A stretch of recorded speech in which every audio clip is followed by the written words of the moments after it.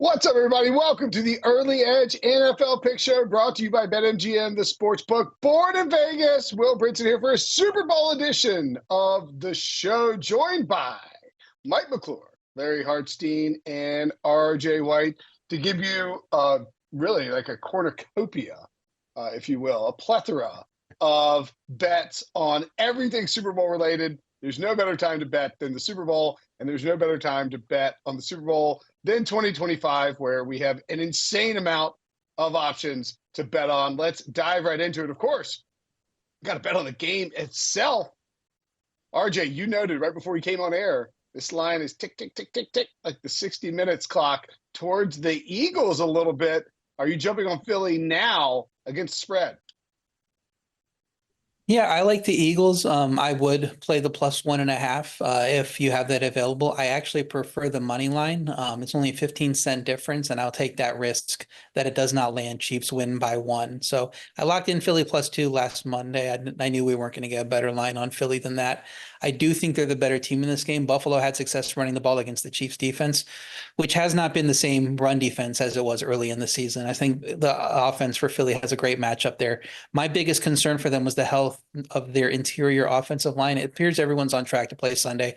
I think Sirianni might have said late last week that if they did have a game that Sunday, everyone would have played. So you assume everyone's going to be fine for this coming week. So I think that gives the Eagles the edge on offense. The Chiefs offense probably had success too.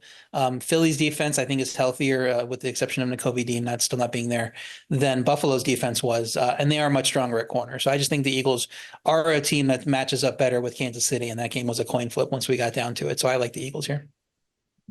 You know, Jalen Hurts has had A.J. Brown, Devontae Smith, and Dallas Goedert in there only 6 times this season, and they've averaged over 33 points in those games because, of course, you also have to worry about Saquon Barkley. And the Chiefs' run defense down the stretch, 5.5 yards per carry allowed since Week 15. In my mind, they are going to stack the box, which is what they did a couple years ago very successfully against the Eagles in stopping the Eagles' run game. And Jalen Hurts threw for over 300 yards. I think they're going to at least try to slow down Saquon by stacking the box, and that is going to leave a lot of plays open for Jalen Hurts. On the other side, this is the best defense the Chiefs have faced all season. I think this is going to be a very tight game, but I'm with RJ. I'm taking the points. I'm taking the Eagles, most likely, straight up to win.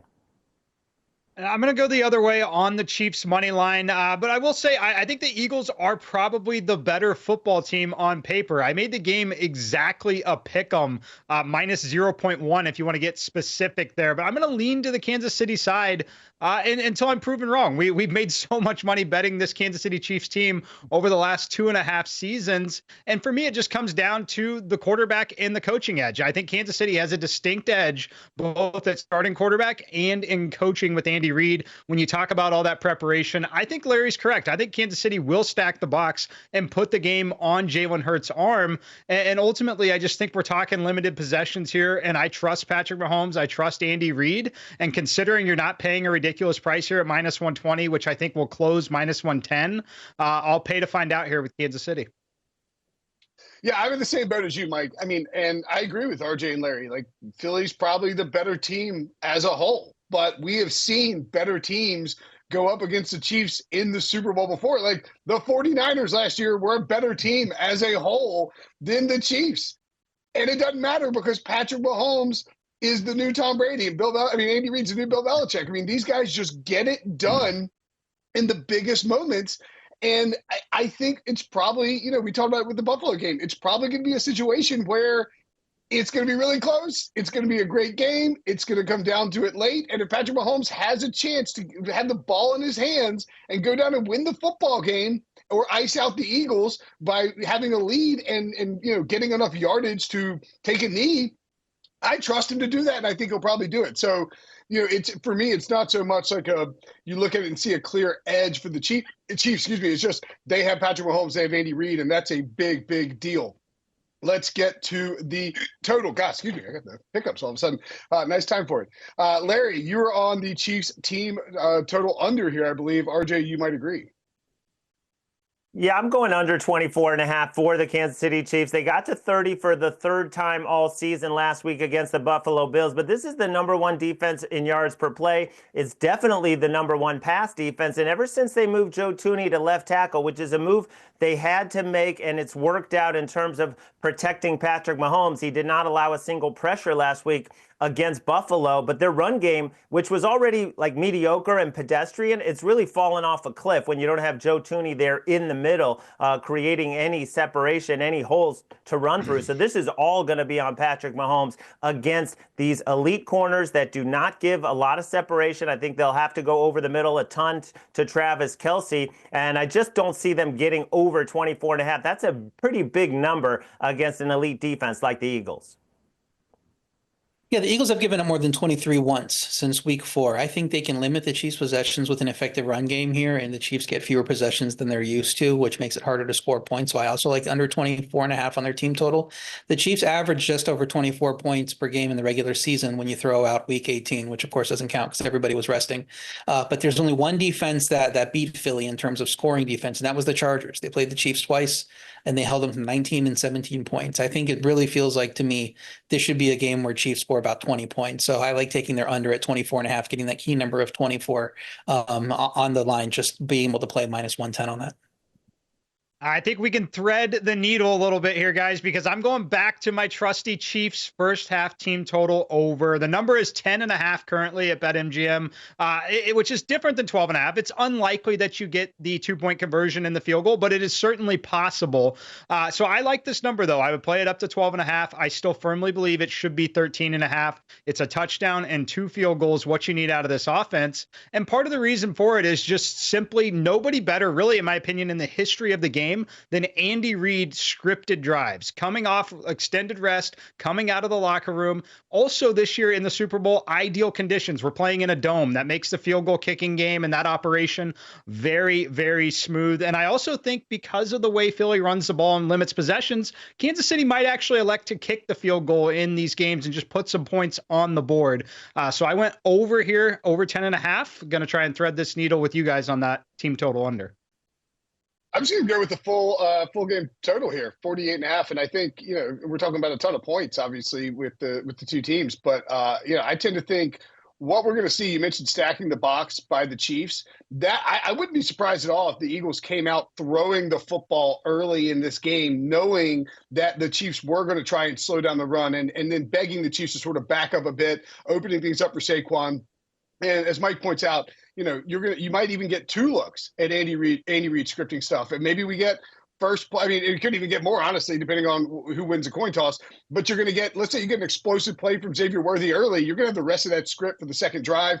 I think there's going to be more scoring here, and particularly the second half. I like the overlook there. And if you want to wait and bet it live, I think that's fine.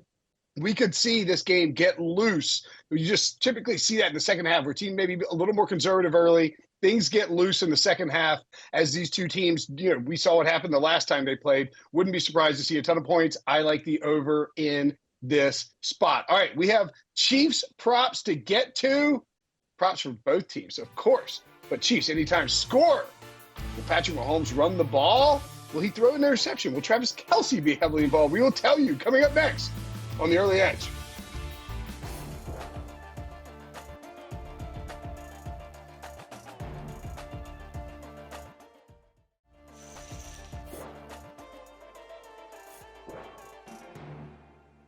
Welcome back to the Early Edge Super Bowl Pick Show. Will Brinson, Mike McClure, Larry Hartstein, and RJ White. We got some Chiefs props to give out. We're going to give out an over for the Chiefs, an under for the Chiefs, and a Chiefs anytime touchdown score as well. Mike, I like this look. I think it's really interesting to consider what Andy Reid's going to do with his personnel in this game, because DeAndre Hopkins has not been a huge factor for the Chiefs. Down the stretch here, playing some minimal snaps in the playoffs. You think he has a chance to make an impact here in the Super Bowl? I do. Well, and look, the number's down to 10.5 here on MGM. Again, I liked it at 13.5. It's still a very different number, though. At 10.5, you are approaching territory that it is essentially one reception in this particular spot. And I'm playing for the scenario where I think Kansas City could be trailing in this game and throwing the football a ton late. So DeAndre Hopkins still one of the better possession receivers. I know he's not the elite receiver that he once was, and there are a lot of mouths to feed, but I love the creativity in this offense. I think they're going to scheme things for him. He's been extremely vocal about chasing a ring, and that's why they moved him to Kansas City here. I think that they personally reward him with a few targets, a few scripted plays early in this game. So I like DeAndre Hopkins here over 10.5 receiving yards at BetMGM.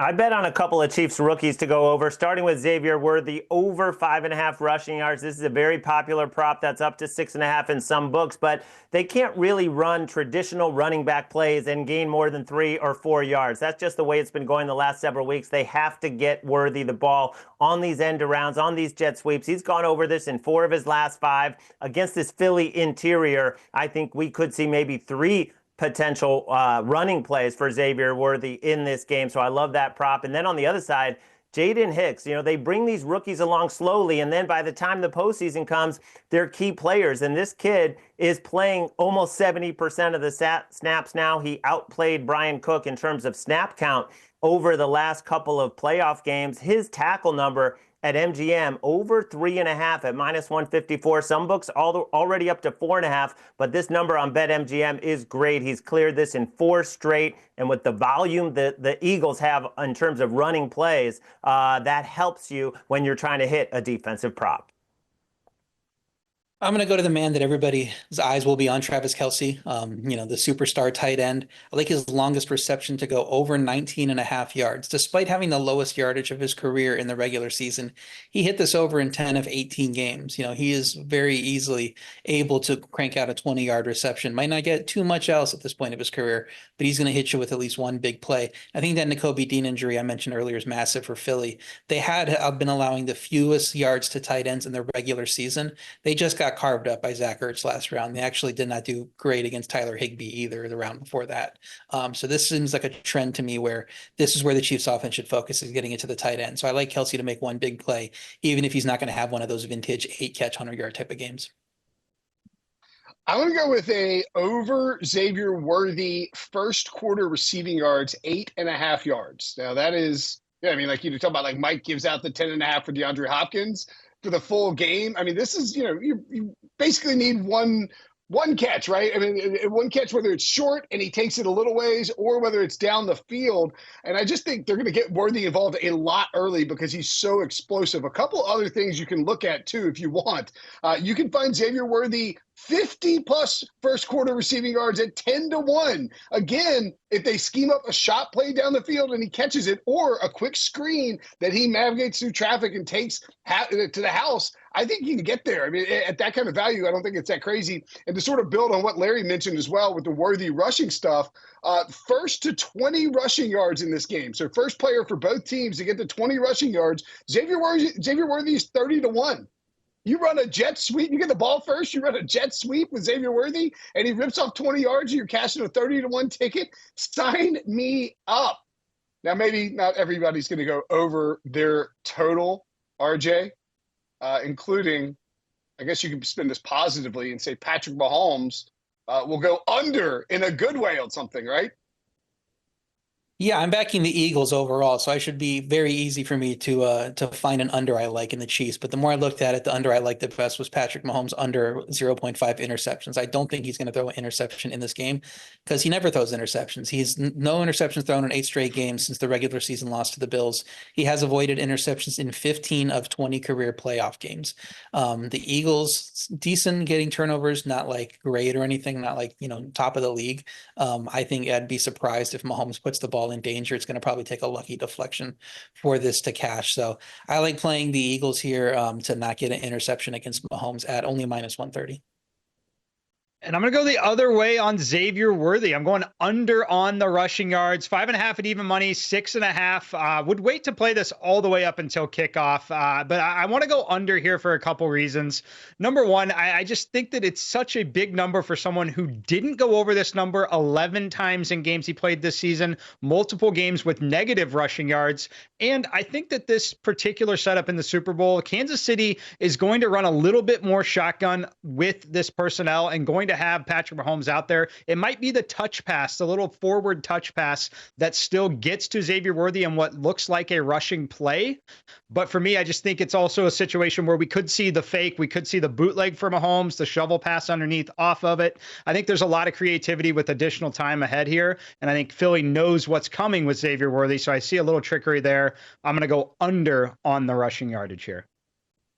I've heard a lot of people say that Isaiah Pacheco had a great Super Bowl a couple of years ago and that this is his time, to bust out, and they've been saving him. I don't see it. This guy's been on a downhill trajectory, straight downhill for about over a month now. He just doesn't seem like he's the same player. He got 5 carries for 12 yards last week. Kareem Hunt got 17 carries, and he did catch 2 passes. Isaiah Pacheco caught 2 passes, but normally he is not the receiving back. That is going to Samaje Perine in, 9 times out of 10. He is not going to catch a bunch of passes. So I love his combined under in rushing and receiving. Got it at 30.5, still at 29.5, still very playable to me for a guy who I just think is not a huge part of the offense. I'm on the same thing, Larry. I've got the under, except you went rushing and receiving. I'm going under with just the rushing at 22.5. I think the number is a little too high. If the Chiefs get a big lead and they're rotating in Pacheco and Kareem Hunt, maybe we're in trouble here. But, you go back to the regular season. When he returned from injury, they gave him 7 carries to start, 14 and 13 the next 2 games where he averaged, well under 3.5 yards per carry in those 2. 9 carries against Houston and then 6 against Pittsburgh to close out the regular season. Didn't play Week 18. And then you have, the playoffs, 5 carries in each of the games for a total of 30 yards. Like, this is – it's not a situation where they don't like Pacheco, and I think that he will be a part of the team, moving forward. Like, I don't think they're phasing him out. I just think they don't believe that he's fully healthy yet, and they don't want to put the burden on him to run the way that he runs when Kareem Hunt has been so effective, as that veteran running back that always emerges for Andy Reid. Plus, if the Chiefs are throwing a lot, we could see a lot of Samaje Perine out there. Only saw 2 snaps, but a big play against the Bills. So I like the Pacheco under rushing yards for sure. Chiefs anytime scorer. Some really good numbers here because just the way that they spread it around, how they handle things. Mike, are you going right back to the DeAndre Hopkins well on this one? I am. Look, where I think DeAndre Hopkins can still find his way onto the football field is going to be in the red zone. And you can find this between plus 500 and as high as plus 750 for an anytime touchdown here on DeAndre Hopkins. If you watch the AFC title game against Buffalo, they gave him an opportunity right before half. I think that that's where he's most likely to be used, and I think that's a way that they can also reward him. He's still a legitimate threat in the red zone as one of the better possession receivers there. I think this number is extremely attractive and should be around plus 350 to plus 400. So give me DeAndre Hopkins, where, again, I don't think the limited snaps matter as much if they're all coming in the red zone. We talk about guys that are mispriced. When we talk about Xavier Worthy at plus 165, he is 3rd on odds for Chiefs players to score a touchdown. He is the leading touchdown scorer for the Chiefs. He has touchdowns in 4 of his last 5 games. So he's trending up in his frequency of scoring touchdowns, and he is the team's leading touchdown scorer. Why is he sitting there behind Travis Kelce and Kareem Hunt? I don't get it. Philly's defense, middle of the pack and allowing receiver touchdowns on the season.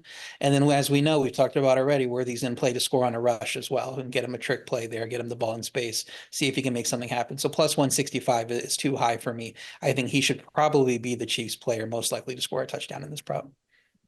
Yeah, totally agree, RJ. Look at his last 5 games. 24% is the lowest target share that he has had. So he has really taken over this receiving core, and they will try to get him the ball in a lot of different ways. It may not be a handoff like I think. It might be one of those flip plays like Mike thinks, but there's so many ways they can get him the ball around, and he's been scoring lately. Let's go Xavier Worthy as well.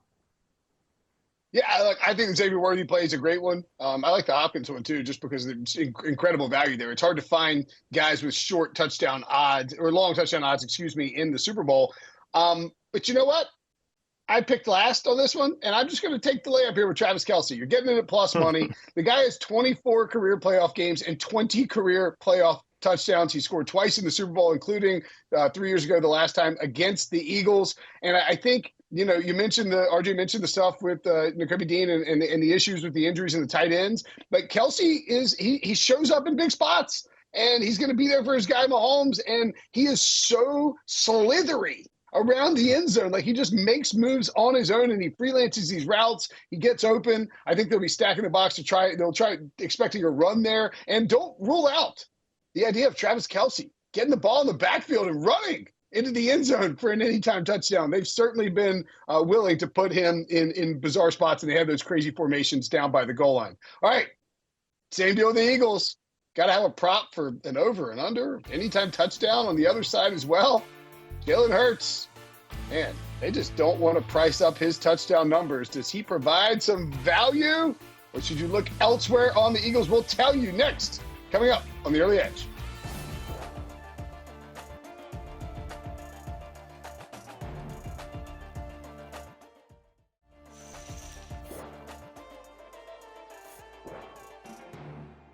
Welcome back to the Early Edge Super Bowl Pick Show. Will Brinson, Mike McClure, Larry Hartstein, and RJ White. Time for some Eagles props. We'll do an over for a player for an under, and then an anytime touchdown score.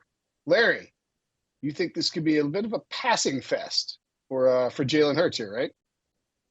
This number is so low on his pass attempt. Started at 26.5 where I got it. I would still go over 27.5 right now. That's only minus 105 on BetMGM. He did throw 28 times in a blowout victory last week. And we have seen a lot of these very low attempts number, but that's when the Eagles have not been pushed. We believe, everyone here believes this is going to be a tight game throughout. The Chiefs are going to push the Eagles, and they will stack the box. We saw that's exactly what they did 2 years ago. He had 38 attempts. I'm not calling for 38 attempts, but I think 30 is very doable here, especially early, like you talked about. They're going to come out throwing. It's what they do in the postseason. They try to throw to get the lead and then pound you. I love Jalen Hurts over on pass attempts. Yeah, I'm going to go over on his yardage here because I think there's several ways to get there. And the number's like 212. It's an insanely low number for 2024, 2025 in the NFL. Look, you can get there by coming out and throwing early and having to, push the tempo, throw downfield, maybe get a couple shots. We start to get there, and then the Chiefs push you, and it turns into sort of a shootout, and you get a lot of passing yards for Jalen Hurts. Or the Chiefs come out, get a lead, and Hurts is forced to throw, and you rack up that number. Remember, a few years ago in this same matchup, Jalen Hurts went for 300 yards, and I would be remiss not to point out, I have a long shot article up on CBSSports.com right now, 7-1 for Jalen Hurts to go over 300, and you can target some of those bands, 300 to like 325, 325 to 350 at like 15-1. If you think that this is going to end up being more of a passing affair than perhaps the Eagles would even like it to be. And of course, RJ, if Jalen Hurts is throwing, somebody's got to catch it, and there's a sneaky tight end option here, isn't there? Well, I don't know about sneaky. He's their number one tight end. He's definitely the least remarked upon tight end in this game when you compare him and Travis Kelce. But I like Dallas Goedert to go over 51.5 receiving yards. This number has climbed up since last week. I still like it. KC has allowed 54 plus yards to a tight end in 10 games this season. Most yards allowed to tight ends in the regular season. And Goddard looks healthy after missing time twice with injuries this year, coming off an 85-yard day against Washington. So I like him to go over 51.5. My true prop, which I can't find, it's not going to be available at a ton of places, is Saquon Barkley over half a pass attempt. I think he's going to throw a pass in this game. So I don't care what the odds are. You just give me the option to play that. I'm going to play Saquon Barkley throwing a pass in this game. Yeah, I love that, RJ. Oh, God. I love that play from RJ. I like Saquon, not necessarily to throw the pass, although I can definitely see it. I'm going to go over his receiving yardage, currently 12.5 on BetMGM. And I know it's because the Eagles haven't used him as much as probably we all thought they might in the passing game this season.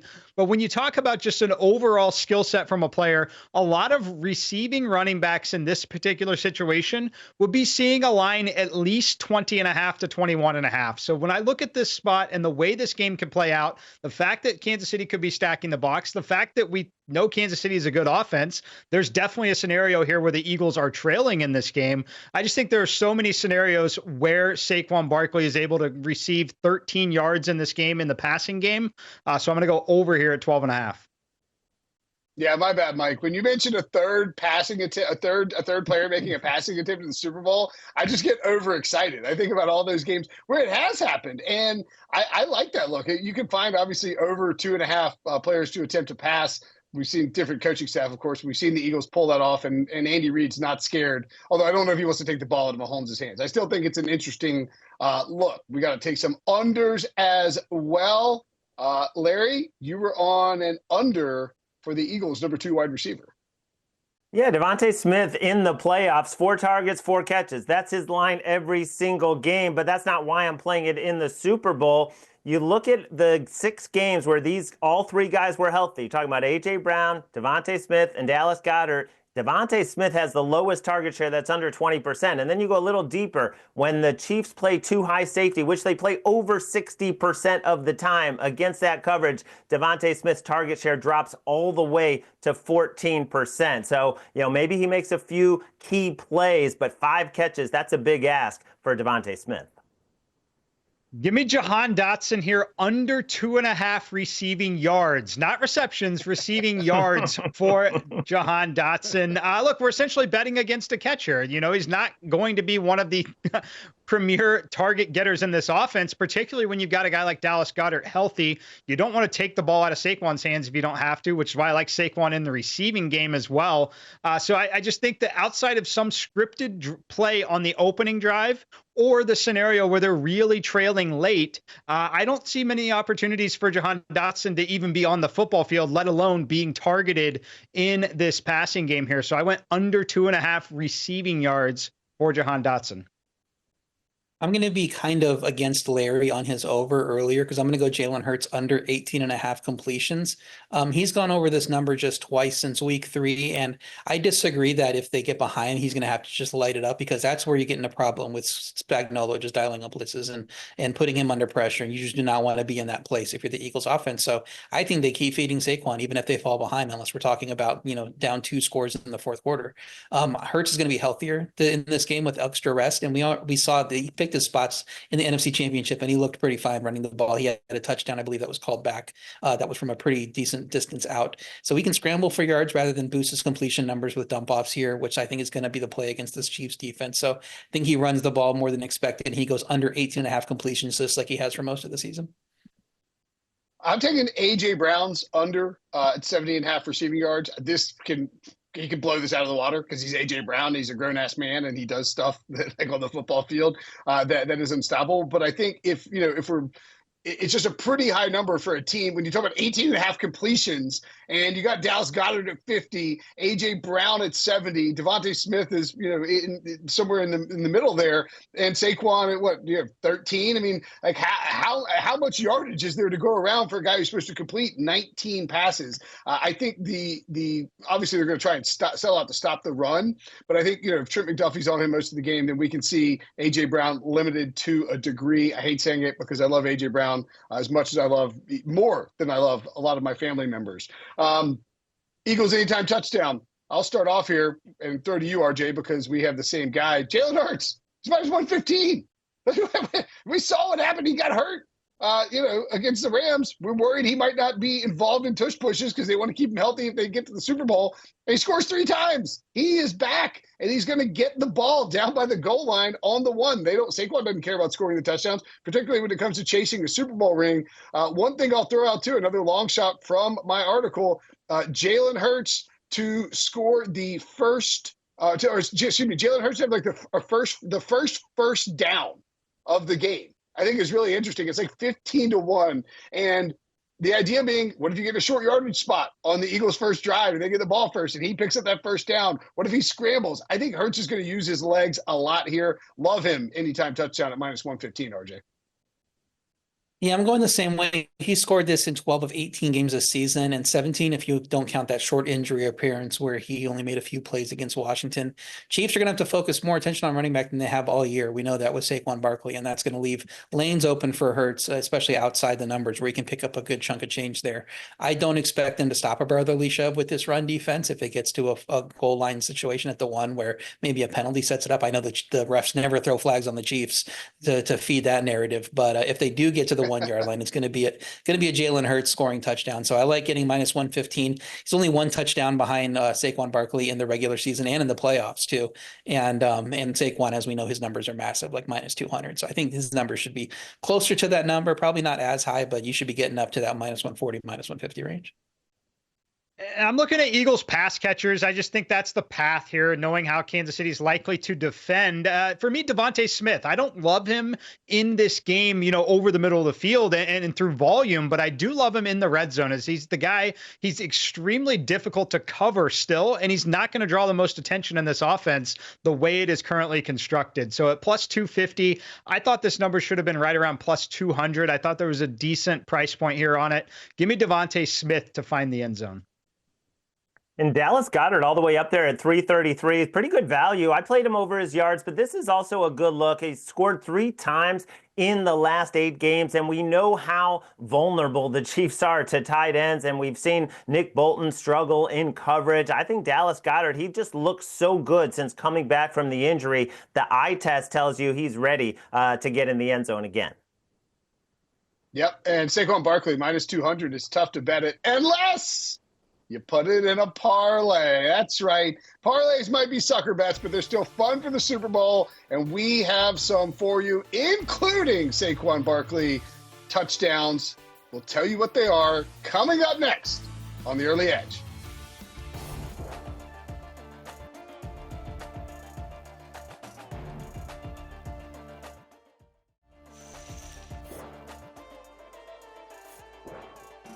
Welcome back to the Early Edge Super Bowl Picks Show. Will Brinson, Mike McClure, Larry Hartstein, and RJ White giving you all kinds, just an absolute smorgasbord of bets. And look, you can say whatever you want about parlays. They're not plus EV. The books take a huge hold on them. They're, any smart bettor will tell you they're dumb to do. I like to bet parlays because I think they're fun. You can win big money. But they're not smart, but it's a Super Bowl. Who cares? We're betting parlays. And Larry, we've all got a parlay that we put together. What do you got for us? What's the total number and what are the legs?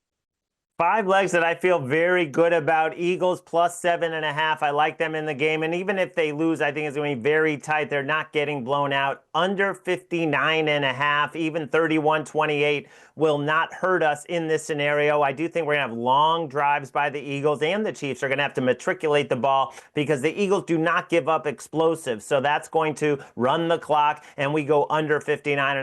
Jalen Hurts, 200 or more passing yards. The Chiefs stacked the box last time. They stacked the box against Buffalo. They are not going to let Saquon just run wild. They're going to make Jalen Hurts beat them, and I think 200 is a very reasonable number. And then Xavier Worthy, like we talked about, 24% or higher target share the last 5 games, plus they give him the handoffs, 50 or more rushing and receiving yards. And Travis Kelce, I didn't even do any research in terms of how often he hits this in a playoff game or a Super Bowl, because I'm assuming it's pretty much every single time, 50-plus receiving yards, and that parlay will pay us 4-1.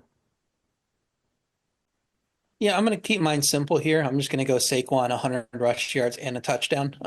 It's a correlated parlay. He has rushed for 100 yards 14 times. He scored a touchdown in 10 of those games. He scored a touchdown in 10 games and rushed for 100 yards in all of them. So it's just, if he does one, he's probably going to do the other. You can get it at plus 105. You can probably find a boost maybe on a same game parlay to get it even better. I think there's a better than 50% chance he hits this. So I like getting any type of plus money here against the Chiefs rush defense that's been exposed a bit in the first 2 playoff games against Joe Mixon and James Cook. RJ's giving you a correlation. I'm going to give you a negative correlation here. I like playing these in some of these spots. It's going to be A.J. Brown, 100-plus receiving yards, and then we're going to go under on his reception line at 5.5. So essentially looking at 5 catches or fewer, but still getting to that 100-yard mark, essentially looking for that big play. That number now becomes plus 1,900 when you do that. And if you can find the 4.5, if you want to take it a step further, 4 catches, 100 yards, you can find that around plus 5,000 out there. I think it's a good look because I think possessions and attempts can still be limited, but A.J. Brown, we know the upside that he represents, and I think that he's got a long touchdown in him in this game, but I'm going to go over 100 yards, under 5.5 receptions, plus 1,900. I love that, Mike. A.J. Brown, the OG king of the reverse correlation, big yardage, low catches. Xavier Worthy, not a terrible look for that as well. I'm going to be a company man here and remind you that beginning on Thursday, when throughout the weekend, we have the Waste Management Phoenix Open going on CBS Sports. Jim Nantz will be there calling it. I don't know if Tony Romo, I don't know where Tony Romo will be. It doesn't matter. But we've got golf and the Super Bowl, and there's nothing better than hitting a combination parlay that involves golf and the Super Bowl. So we got two of them here.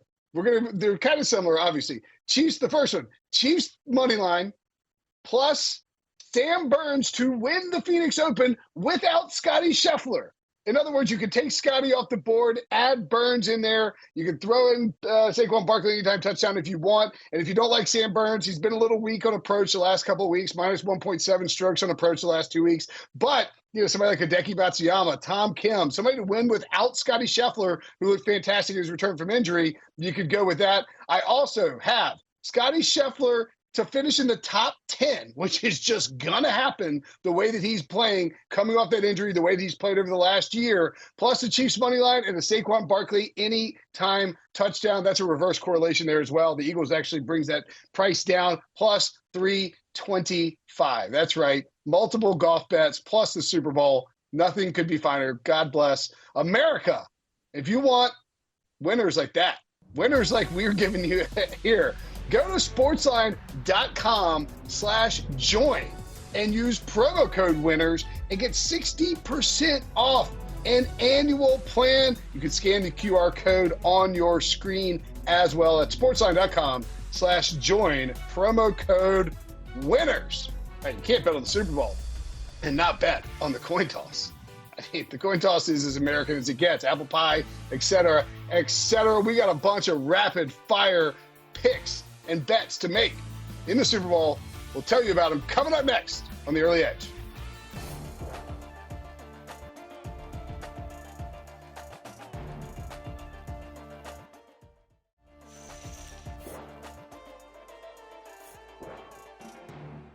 All right, welcome back to the Early Edge Super Bowl Pick Show. Will Brinson, Mike McClure, Larry Hartstein, and RJ White. All kinds of bets to give out. Can't bet on the Super Bowl without betting on the coin toss. I mean, it's criminal if you don't do that. Larry, looking at our rundown, I love your note that do you explain the situation, because it sounds like you're flip-flopping here on which you like between heads and tails, and I want to know why.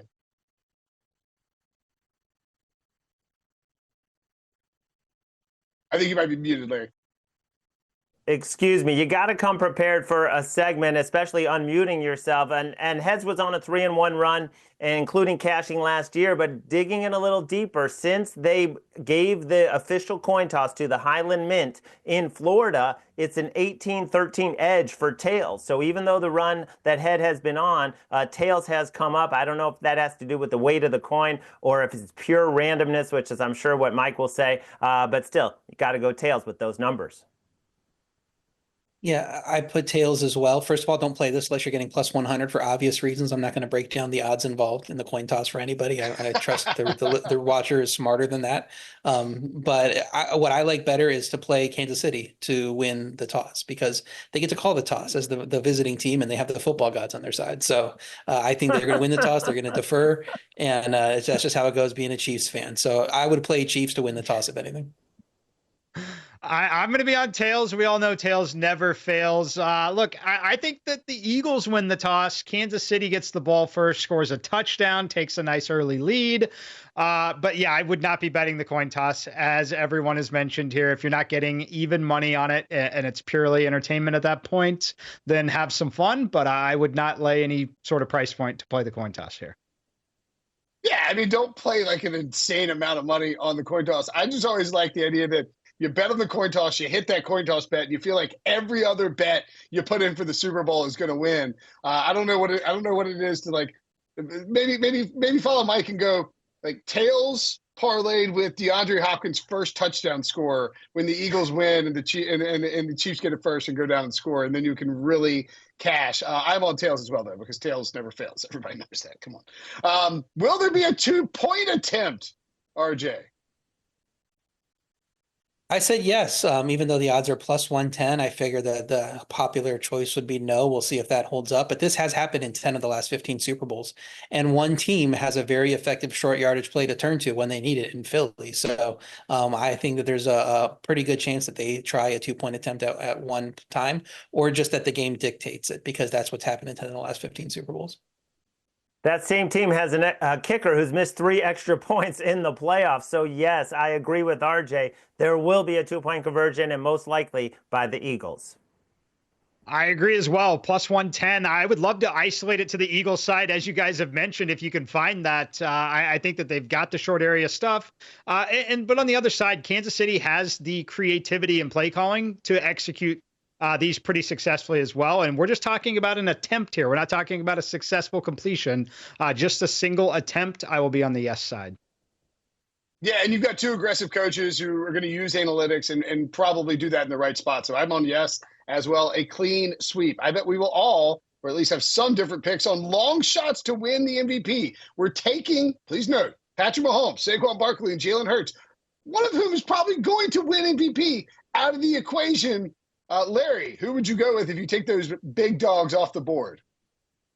Well, you look at a long shot and you look at the Eagles defense and who can step up. And I think Jalen Carter is the most logical person, but I think he's going to be so effective in the middle, especially with Joe Thuney moved outside. The Chiefs have no way of handling him. They're going to have a lot of guys trying to keep him off of Patrick Mahomes, and that's going to allow Nolan Smith, the first rounder from last year, who's just on a tear. 4 sacks in his last 4 games, 2 forced fumbles. He's going to need 2 sacks and 1 turnover caused. But if he does that, and if it's a lower scoring game and the Eagles win, he could bring it home at massive odds.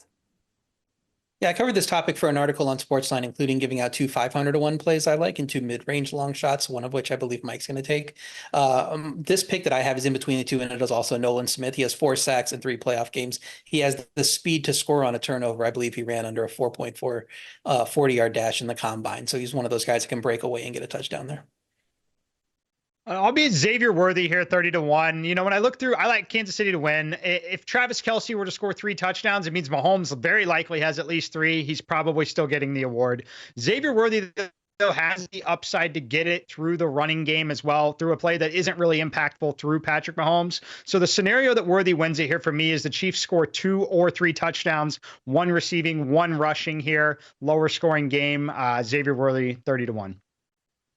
Yeah, I think I'm on Chris Jones here, 66-to-1. You know, defensive player winning is rare. We've seen it a couple times in recent years. If it's a low-scoring game and Chris Jones is the playoff game record that he can be, maybe you see a little bit of voter fatigue when it comes to Mahomes, and you know we get sneaking something like we did with Julian Edelman winning when the Patriots beat the Rams a few years ago. All right, let's get to our exact score prediction. Some monster numbers on this one. Larry, what are you going with?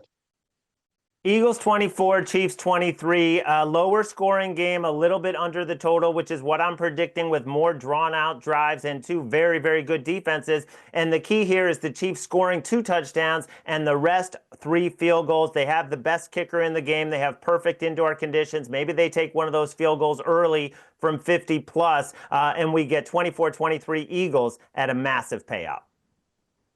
I'm taking Eagles 24, Chiefs 20. I think Larry is extending Harrison Butker. I think he's going to miss one of those field goals, but I wouldn't be surprised by any type of game here. I'm just going to take the Eagles defense to step up, deliver the win. So 24-20 Eagles.